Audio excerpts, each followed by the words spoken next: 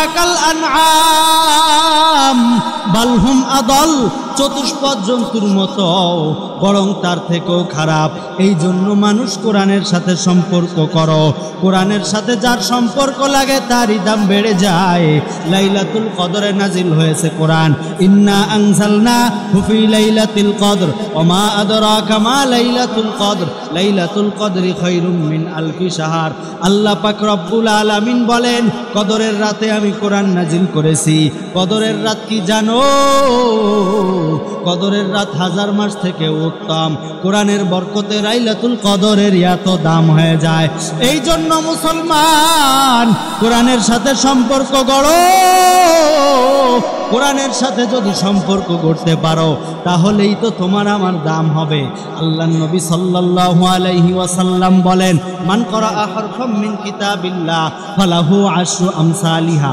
যে কোরআনুল কারীমের একটা আয়াত পড়ে আল্লাহ তাআলা তাকে 10টা নেকি দান করেন।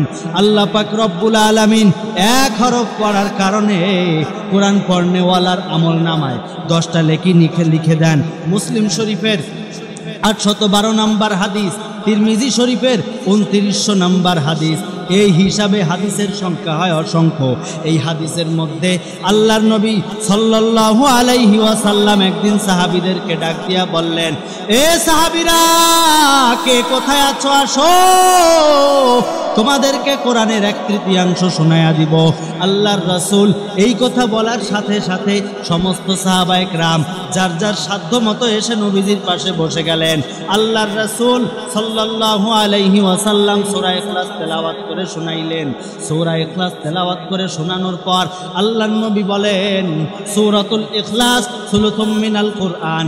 সূরাতুল ইখলাস হলো কোরআনের 1/3, অর্থাৎ কোরআনের এক পারা 10 পারার সব পাওয়া যায়। সূরাতুল ইখলাস একবার পড়বা, কোরআনের 10 পারা পড়ার সওয়াব পাবা। সূরাতুল ইখলাস 2 বার পড়বা, কোরআনের 20 পারা পড়ার সওয়াব পাবা। সূরাতুল ইখলাস 3 বার পড়বা, কোরআনুল কারীম পুরা এক খতমের সওয়াব আল্লাহ তাআলা দিয়ে দেয়। সূরাতুল ইখলাসের এত দাম। কোরআনুল কারীমের একটা সূরা, ছোট্ট সূরা। বলবেন হুজুর, কোরআন তো পড়তে পারি না, তাহলে কোরআন শেখার পিছনে লেগে যান। কোরআন শিখতে হবে, কোরআন শেখার পেছনে চেষ্টা করেন। আর আমার বিশ্বাস 90% মানুষ সূরাতুল ইখলাস পারে। বেশি বেশি সূরা ইখলাস পড়েন, সূরা ইখলাস বেশি বেশি পাঠ করেন। একবার পড়লেই 10 পারার নেকি আল্লাহ তাআলা দিয়ে দেন। 2 বার পড়লে 20 পারার, 3 বার পড়লে 30 পারার নেকি আল্লাহ পাক রব্বুল আলামিন দিয়া দেন।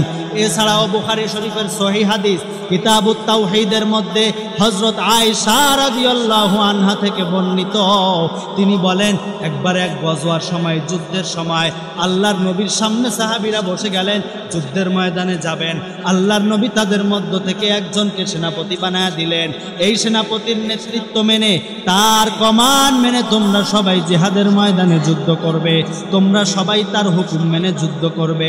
আল্লাহর রাসূল এই কথা বলার সাথে সাথে সাহাবা একরাম তাকে আমির মেনে নিয়ে চলে গেলেন যুদ্ধের ময়দানে। দীর্ঘদিন পর্যন্ত ময়দানে সাহাবা একরাম যুদ্ধ করলেন। যুদ্ধ থেকে যখন ফিরে আসলেন, কয়েকজন সাহাবী আল্লাহর রাসূলের বাড়িতে এসে গেল। আল্লাহর রাসূলকে এসে বলে, ওগো নবীজি, একটা কথা আপনার কাছে বলার ছিল। আল্লাহর নবী বলেন, কি বলবা বলো। রাসূল সাল্লাল্লাহু আলাইহি ওয়াসাল্লামের অনুমতি পেয়ে সাহাবা একরাম বলেন, আল্লাহর নবী গো, আপনি তো একজন সেনাপতি নিযুক্ত করে দিয়েছিলেন, যার কমান মেনে আমরা যুদ্ধ করেছি গো আল্লাহর নবী, যার কমান মেনে আমরা যুদ্ধের ময়দানে যুদ্ধ করে বড় তৃপ্তি পেয়েছি। সব দিক দিয়ে সে বড় যোগ্য, তার যোগ্যতা অনেক বেশি গো আল্লাহর নবী। কিন্তু তার একটা জিনিস না বললেই নয়। আল্লাহর রাসূল বলেন, কি বলবা বলো।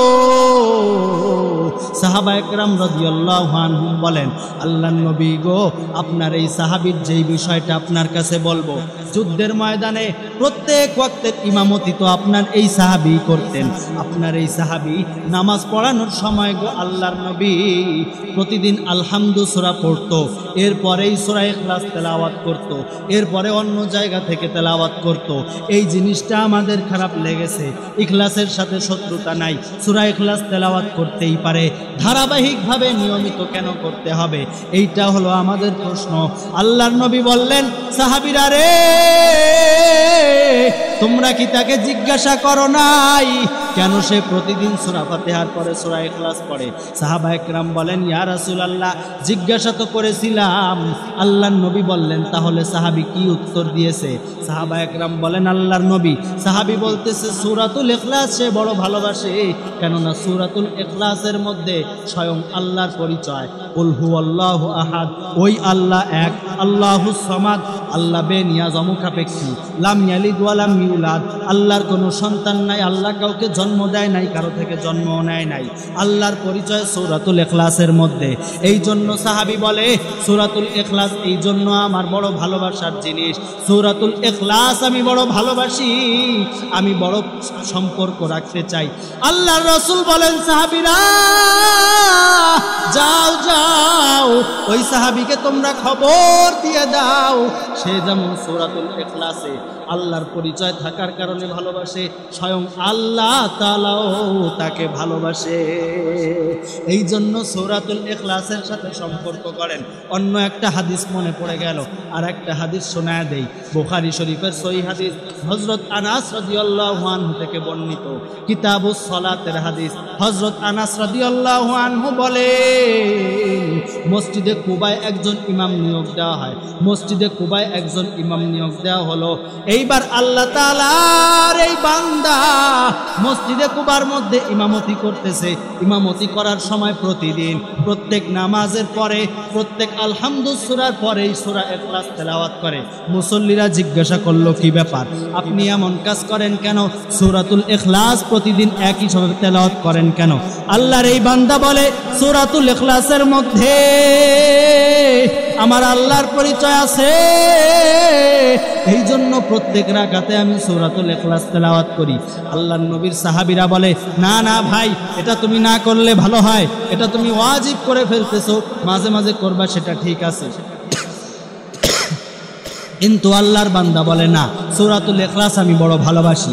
তোমাদের যদি আমার পেছনে নামাজ পড়তে মনে না চায়, বলে দাও ভাই, আমি ইমামতি ছেড়ে দেব, ইমামতি আর করব না, কিন্তু সূরাতুল ইখলাস তেলাওয়াত আমি ছাড়তে পারবো না। আল্লাহর নবীর সাহাবীরা বলে, না না, তাকে ইমামতি থেকে বাদ দেওয়া যাবে না, কেননা সেই আমাদের মধ্যে ইমামতির ব্যাপারে সব থেকে বেশি হকদার। এভাবে তিনি নামাজ পড়াইতে লাগলেন। একদিন আল্লাহর রাসূল সাল্লাল্লাহু আলাইহি ওয়াসাল্লাম মসজিদে কুবা এসে হাজির হলেন। সাহাবায়ে কেরাম এবার আল্লাহর নবীর কাছে গিয়ে বলে, আল্লাহর রাসূল গো, আপনার এই সাহাবীর একটা কথা বলি, এই সাহাবী প্রত্যেক রাকাতে প্রত্যেক সূরা ফাতিহার পরে সূরা ইখলাস পড়ে, অন্য কোনো সূরা পড়ে না। আল্লাহর নবী জিজ্ঞাসা করলেন, কি ব্যাপার, এটা কি সত্য নাকি? তুমি কি এই কাজ করো নাকি? সাহাবী বললেন, হ্যাঁ ইয়া রাসূলুল্লাহ। আল্লাহর নবী বললেন, কেন প্রতিদিন সূরা ইখলাস পড়ার কারণ কি? সাহাবী বলে, আল্লাহর নবী গো, সূরা ইখলাস আমি বড় ভালোবাসি, এই সূরা ইখলাসের মধ্যে আল্লাহ তাআলার পরিচয়। আল্লাহর নবী বলেন, সাহাবী রে, তাহলে তুমিও একটা জিনিস শুনে রাখো, তোমার সূরা ইখলাসের প্রতি ভালোবাসা তোমাকে জান্নাতে নিয়ে যাবে। এই জন্য আল্লাহ তাআলার কালামের সাথে সম্পর্ক করেন, কোরআনের সাথে সম্পর্ক করেন। কোরআনের সাথে সম্পর্ক করলে আপনার দাম বেড়ে যাবে।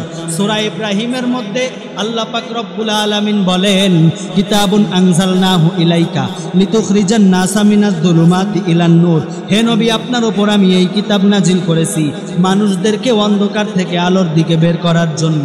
কোরআন হচ্ছে মানুষকে অন্ধকার থেকে আলোর দিকে বের করে। সব ধরনের অন্ধকার। কয়েকদিন আগে আরবের এক শায়েখকে এই আয়াতের ব্যাখ্যায় করতে দেখলাম। তিনি বললেন, অন্ধকার থেকে যে আলোর দিকে নেয়, কত ধরনের অন্ধকার আছে। দারিদ্রতার অন্ধকার থেকে সচ্ছলতার আলোর দিকে নেয়, হেদায়েতের থেকে তাকে বাঁচায় রাখে, হেদায়েতের মধ্যেই রেখে দেয়, গোমরাহির মধ্যে যেতে দেয় না। আবার কেউ গোমরাহির দিকে থাকলে তাকে হেদায়েতের মধ্যে নিয়ে আসে। এই আয়াতের মধ্যে আল্লাহ পাক রব্বুল আলামিন বলেন, দুনিয়ার মানুষেরা কোরআনের সাথে সম্পর্ক গড়ো, তাহলে তোমাদের দাম বেড়ে যাবে। কিতাবুন আনজালনাহু ইলাইকা লিতুখরিজান নাসা মিনাজ যুলুমাতি ইলান নূর। এই কিতাব মানুষের জন্য প্রেরণ হয়েছে, মানুষকে অন্ধকার থেকে আলোর দিকে বের করার জন্য। এজন্য মানুষ যদি হেদায়েতের মধ্যে থাকতে চায়, বর্তমান পৃথিবীর মধ্যে সব থেকে বড় একজন আল্লাহর ওলি এবং মুজাদ্দিদ যাকে বলা হয় শাইখুল ইসলাম আল্লামা তকি উসমানী হাফিজাহুল্লাহ, হযরত এই আয়াতের আলোকে একটা ঘটনা পেশ করেছেন। এই ঘটনার মধ্যে হযরত বোঝায় একটা মানুষের মধ্যে যদি কোরআনের নূর ঢোকে, যেখানেই যাক না কেন এই মানুষটা আবার হেদায়েতের মধ্যে ফিরে আসতে পারে। হযরত একটা ঘটনা, চমৎকার একটা শিক্ষণীয় ঘটনা, যেই ঘটনার মধ্যে হযরত বলেন দুনিয়ার মানুষ যদি কোরআনের সাথে সম্পর্ক রাখে, এই মানুষটা হেদায়েতের পথে ঢুকে যাওয়ার পরে ওই কোরআনটাকে বেড়া দিয়ে রাখে যেন ওই মানুষটা হোঁচট খেয়ে পড়ে না যায়। কেমনে সেটা? হযরত বলেন কোনো এক ইউনিভার্সিটির মধ্যে, বহু আগের ঘটনা না, কয়েক বছর আগের ঘটনা। এক ইউনিভার্সিটির মধ্যে একটা যুবকের নাম হলো আদনান। এই যুবক ওই ইউনিভার্সিটিতে পড়ালেখা করে। এই যুবকের অবস্থা হলো এমন, যুবকের মুখের মধ্যে বড় চাপদাড়ি, মাথায় যুবকের টুপি, যুবকের গায়ে সুন্নাতি জামা, যুবক সবসময় জিকিরে ফিকিরে থাকে, হাতে যুবকের তসবিহ থাকে, যুবক সবসময় কোরআনের সাথে লেগে থাকে। প্রতিদিন যুবক কোরআন তেলাওয়াত করে। যুবকের প্রত্যেকটা দিন এইভাবেই কেটে যায়। অর্থাৎ যুবক কোরআনের সাথে বড় সুন্দরভাবে সম্পর্ক রাখে। কোরআনের বেশ কয়েকটা পারা যুবক নিজে নিজে মুখস্থ করে ফেলেছে। অর্থাৎ এক কথায় যুবক আল্লাহওয়ালা যুবক, কখনো কোনো মেয়ের দিকে তাকায় না বদনজর দিয়া। আল্লাহর বান্দা লেখেন হঠাৎ এই যুবক আদনানের একদিন একটা মেয়ের দিকে নজর পড়ে যায়। মেয়েটা ধর্মে ছিল খ্রিস্টান। এই মেয়ের দিকে নজর পড়ার পর শয়তানের কুপ্ররোচনা ওই যুবকের মধ্যে ঢুকে যায়। যুবক এইবার তার দিকে তাকায় থাকে। পাশ দিয়ে যেই বন্ধুরা ছিল, বন্ধুরা বলে কি ব্যাপার আদনান, তুমি একজন ভালো মানুষ, তুমি মেয়ের দিকে এমন ভাবে তাকায় আছো কেন? আর একজন বলে তাকাইলে সমস্যা কি? আর একজন বলে তাকাইলেও পাইবে না, কেননা মেয়েটা হলো খ্রিস্টান। আর একজন বলে আনা কোনো ব্যাপার নাকি? আর একজন বলে এনে পারলে দেখাতো। আদনানের এই সমস্ত কথা থেকে নিজের ভিতরে চিন্তা হলো আমি এই মেয়েকে বিয়ে করে দেখাবো। আদনান এইবার কয়েকদিন পর্যন্ত এই মেয়ের সাথে সম্পর্ক রাখে। সম্পর্ক রাখার পর হঠাৎ করে একদিন এই মেয়ের প্রেমে পাগল হয়ে আদনান তাকে বলে দেয় আমি তোমাকে ভালোবাসি, তোমাকে বিয়ে করতে চাই। তুমি তোমার মা বাবাকে বলো, তোমার বাসার থেকে যদি রাজি হয় তাহলে আমি এখনই তোমাকে বিয়ে করে ফেলতে পারবো। আদনান এইবার যখন গিয়ে তাকে বলে, এইবার ওই মেয়েটা তার বাড়িতে যায়। মেয়েটার নাম হলো বিউটি। মেয়েটা তার ঘরের মধ্যে রাতের বেলায় লাইট জ্বালায় শুয়ে আছে। মেয়ের মাটা এসে বলে কি ব্যাপার মা, তুমি কি ঘুমাও না? তোমার কি চোখে ঘুম আসে না রে মা?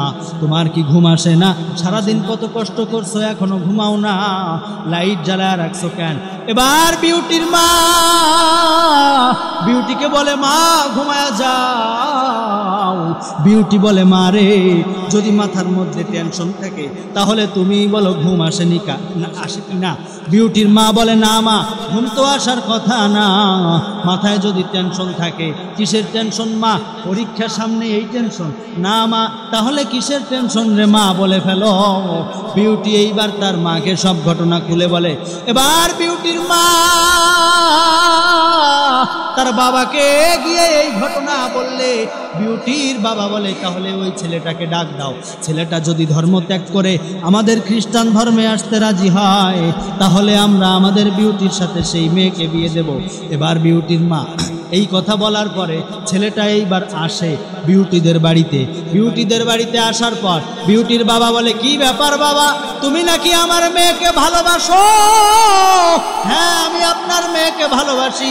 তাহলে এইবার তুমি কি করতে চাও? বলে আমি আপনার বিউটিকে বিবাহ করতে চাই। বিউটিকে বিবাহ করে আমার বাকি জীবন কাটাইতে চাই। বিউটির সাথে আমার সারাটা জীবন কাটাইতে চাই। বিউটির বাবা এইবার শর্ত জুড়ে দেয়, আচ্ছা আদনান সব মেনে নিব, তুমি যদি তোমার ধর্ম ত্যাগ করতে পারো। ওই যে শয়তানের কুপ্ররোচনা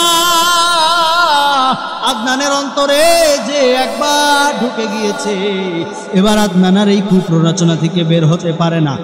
প্ররোচনার মধ্যে আদনান চিন্তা করে, বন্ধুদেরকেও বলেছি এই মেয়েকে বিবাহ করে আমি তোমাদেরকে দেখায় দেব, এবার তাহলে বিবাহ করতে হবে, না হলে তো বন্ধুদের সামনে মুখ দেখাবো কেমনে।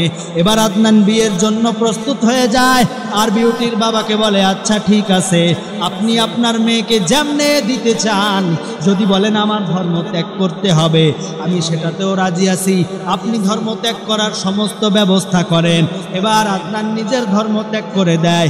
বিউটির বাবা বিউটির হাত থেকে একটা মদের বোতল এনে এইবার আদনানকে দেয়, বলে বাবা ইসলাম যে ছাড়ছো পরিপূর্ণ বুঝবো, তুমি মদটা পান করো। এবার এই যুবক মদও পান করে।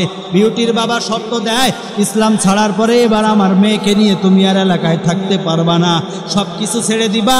আমাদের খ্রিস্টানদের একটা এলাকা আছে, ওই এলাকায় তোমাকে সব জায়গা আমি ঠিক করে দিব, সেই এলাকায় গিয়ে তুমি নিজের অবস্থান তৈরি করবা, ওই এলাকায় গিয়ে তুমি এখন থেকে সেখানেই থাকবা, তুমি এদিকে ওদিকে আর যাবা না, নিজের আত্মীয় স্বজন পাড়া প্রতিবেশী যারা আছে কারোর সাথে যোগাযোগ করবা না, নিজের ফ্রেন্ড সার্কেল যারা আছে তাদের সাথেও যোগাযোগ করবা না, আর তোমার মূল বিষয় তুমি কাউকেই বলতে পারবা না। আদনান সব শর্ত মেনে নিয়ে এইবার যখন বিউটিকে বিয়ে করে ফেলে, এবার কিছুদিন যাওয়ার পর বিউটি বলে কি ব্যাপার, চলেন চলেন চলেন আমরা না একটা এলাকায় চলে যাব, নতুন এলাকা যেখানে শুধু খ্রিস্টানরা বসবাস করে, মনে আসেনি? বলে হ্যাঁ মনে আছে, তাহলে চলেন সেই এলাকায় যাই, সেই এলাকায় গিয়ে আমরা বাকিটা জীবন কাটায় দেব।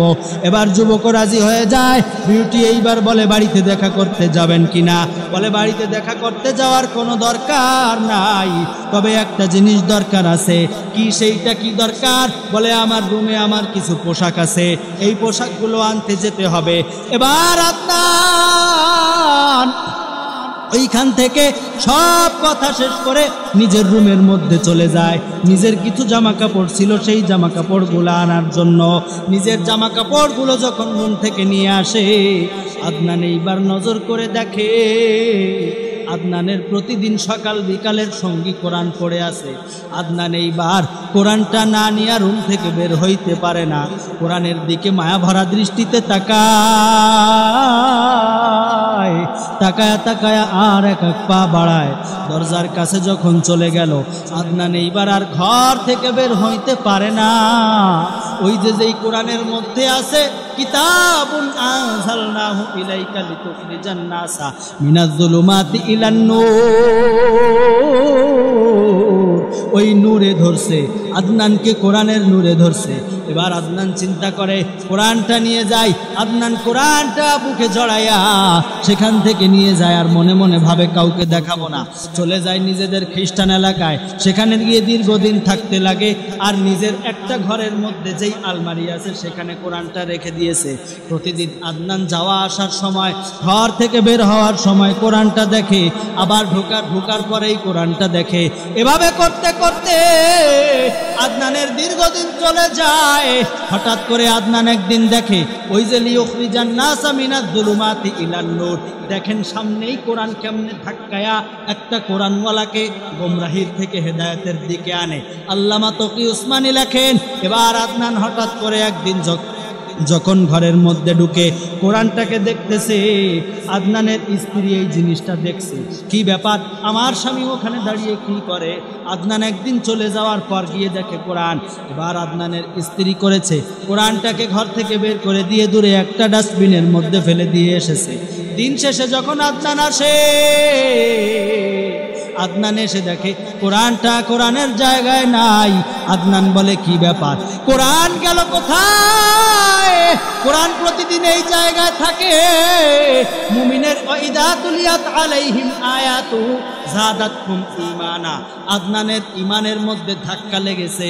কোরআন অবমাননার নতুন যে অবস্থাটা আদনান দেখতে পেরেছে, এবার আদনান আর সহ্য করতে পারে না। বলে কোরআন কোথায় বলো? বলে কোরআন ডাস্টবিনে ফেলে দিয়ে আসছি। এবার আদনান বলে গেলাম রে বিবি গেলাম, এতদিন সম্পর্ক ছিল আর সম্পর্ক রাখা যাবে না, এবার আমি চলে গেলাম। আদনান যায় কোরআন নিয়ে ঘরে এসে বিবিকে বলে তোর সাথে আমার আর ঘর হবে না।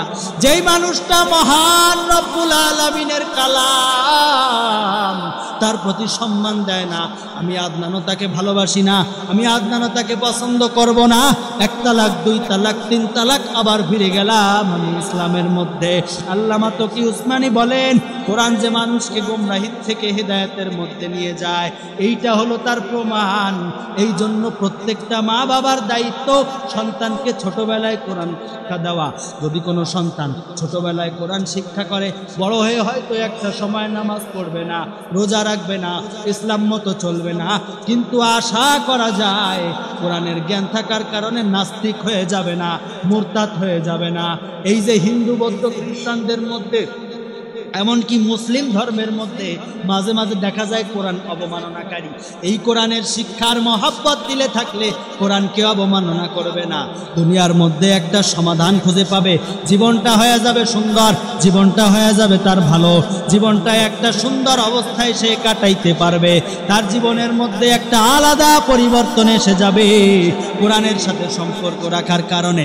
সমাধান চাও যদি জীবনে, মরণে ফিরে যাও, খুঁজে নাও চোখ রাখো কোরআনে। সমাধান সমাধান, এই জন্য জীবনে যদি সমাধানের দরকার হয়, সর্বক্ষেত্রে যদি আমার ভালো থাকার দরকার হয়, কোরআনের সাথে সম্পর্ক রাখা দরকার। এক একটা হরফে 10টা নেকি। যে ব্যক্তি সারাটা জীবন কোরআনের সাথে সম্পর্ক রাখবে, আল্লাহ রাসূল হাদিসে বলেন, কবরের মধ্যে কোরআন তার সঙ্গী হবে, এমনকি কোরআন তাকে জান্নাত পর্যন্ত পৌঁছায় দিবে। আল্লাহ তাআলা আমাদের জীবনের প্রত্যেকটা ক্ষেত্রে কোরআনকে বাস্তবায়ন করার তৌফিক দান করেন। ওমা আলাইনা ইল্লাল বালাগ।